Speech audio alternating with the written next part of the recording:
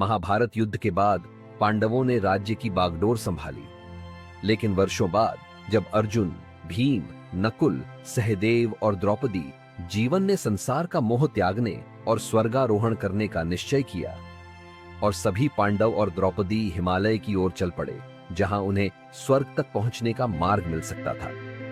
पांडवों ने अपने जीवन के सभी सांसारिक बंधनों को त्याग कर स्वर्ग के लिए निकल पड़े। केवल युधिष्ठिर का एक धर्म का प्रतीक कुत्ता उनके साथ था। वे उसे साथ लेकर चल दिए। वे हिमालय के ऊंचे ऊंचे पहाड़ों पर चढ़ते गए।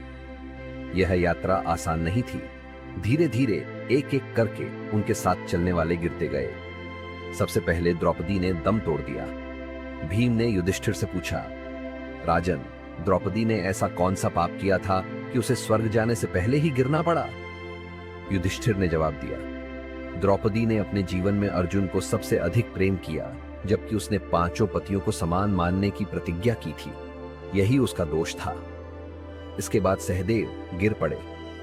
युधिष्ठिर ने कहा, सहदेव ने अपने ज्ञान और बुद्धि पर घमंड किया, यही उसका दोष था। नकुल भी गिर पड़े। युधिष्ठिर बोले, नकुल अपने रूप और सौंदर्य पर गर्व करता था, यही उसका दोष था। अर्जुन के गिरने पर भीम ने पूछा, राजन, अर्जुन जैसा महान योद्धा क्यों गिर पड़ा? युधिष्ठिर ने उत्तर दिया, अर्जुन ने कुरुक्षेत्र युद्ध से पहले प्रतिज्ञा की थी कि वह अपने शत्रुओं को नष्ट करेगा, लेकिन वह अपनी प्रतिज्ञा को पूरी तरह निभा नहीं सका, यही उसका दोष था। अंत में भीम भी गिर पड़े।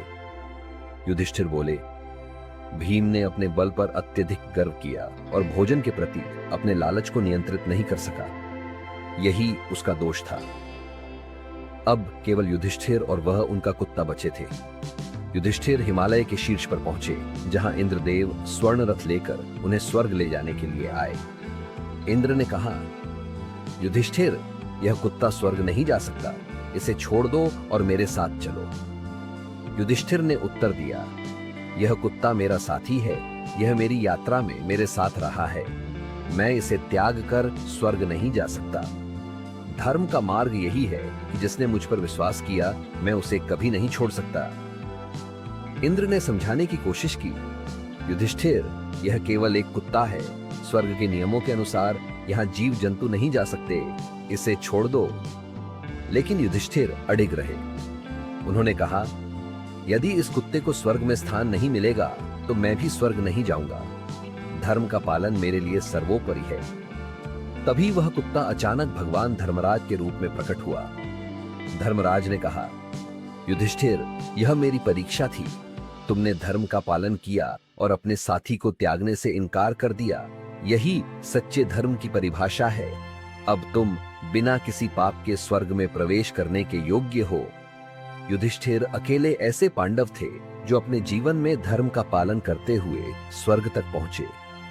उनकी यह परीक्षा हमें सिखाती है कि सच्चा धर्म केवल सत्य और न्याय में नहीं, बल्कि अपने कर्तव्यों और संबंधों के प्रति निष्ठा में है। धर्म का पालन करना कठिन है, लेकिन अंततः वही हमें जीवन और मृत्यु से परे ले जाता है।